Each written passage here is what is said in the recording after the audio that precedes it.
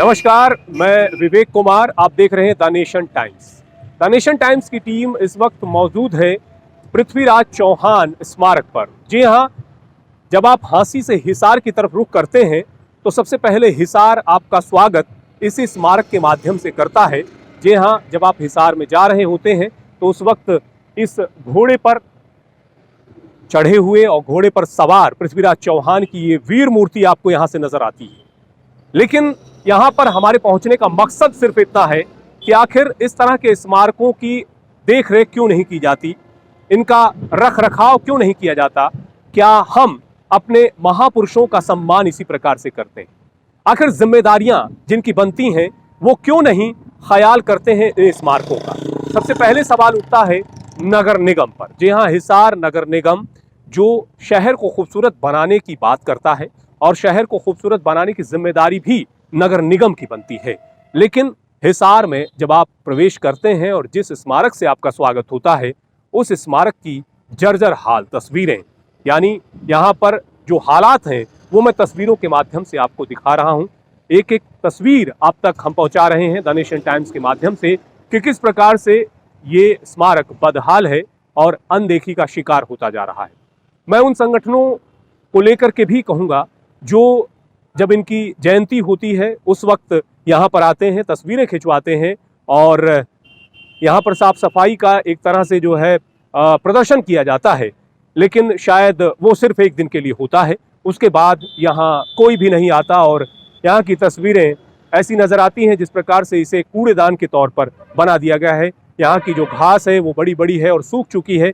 हालात बेहद दयनीय और चिंताजनक बनते जा रहे हैं, लेकिन इसकी तरफ ध्यान कोई नहीं दिया जा रहा। पृथ्वीराज चौहान का जो इतिहास है वो इतिहास के पन्नों में स्वर्ण अक्षरों में अंकित है।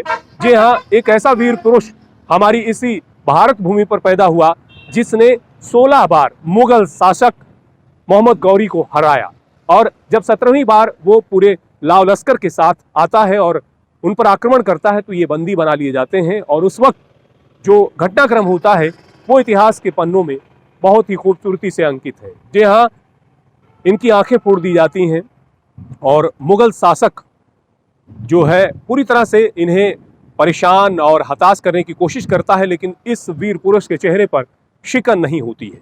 इन्हीं के दरबार में चंद वरदाई इनके राजकवि होते हैं और उन्हें जब वो एक मुनि का वेश बना करके जो है संत का वेश बना करके मोहम्मद गौरी के दरबार में आते हैं और उन्हें बताते हैं कि भाई पृथ्वीराज चौहान एक ऐसे वीर पुरुष हैं इस धरती पर जो एक ही तीर से 7 लोहे के तवों पर छेद कर सकते हैं। ये बात मोहम्मद गौरी को ऐसा लगा कि वो अचरज में पड़ गया और उसने सोचा क्यों ना इस प्रदर्शन को देखा जाए और उसने दरबार में पेश होने के लिए अपने सैनिकों को भेजा कि वो पृथ्वीराज चौहान को दरबार में लेकर आए।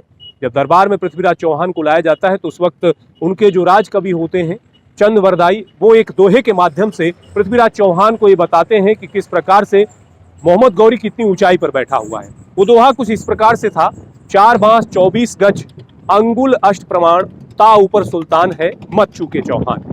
इस दोहे के माध्यम से पृथ्वीराज चौहान को ये जानकारी मिल गई कि आखिर मोहम्मद गौरी कितनी ऊंचाई पर बैठा हुआ है और जैसे ही शब्दभेदी बाण चलाने की बात हुई उस वक्त मोहम्मद गौरी ने एक ही तीर में उसका काम तमाम कर दिया। मोहम्मद गौरी खत्म हो गया और पृथ्वीराज चौहान को भी वीरगति प्राप्त हुई। इस प्रकार से इनकी वीर गाथाएं इतिहास के पन्नों में अंकित हैं और युवाओं को इनकी वीर गाथाओं से आज भी प्रेरणा मिलती है।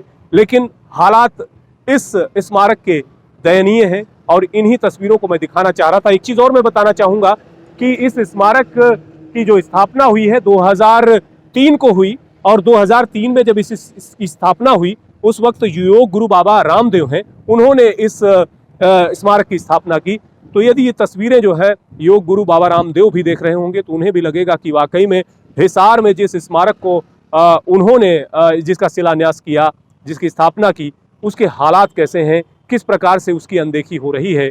और 26 जनवरी गणतंत्र दिवस अभी हमने मनाया है और उसके साथ ही हमने तमाम महापुरुषों के नाम लिए और उनके आगे हम नतमस्तक हुए। बड़े बड़े मंचों पर भी जो है गणतंत्र दिवस को लेकर के बड़ी बड़ी बातें की गई, लेकिन इस स्मारक को लेकर बड़ी चिंता का विषय है कि किस प्रकार से यहाँ पर कोई भी देखरेख नहीं है और किस प्रकार से ये दयनीय स्थिति का शिकार होता जा रहा है हमारे ये महापुरुष का स्मारक।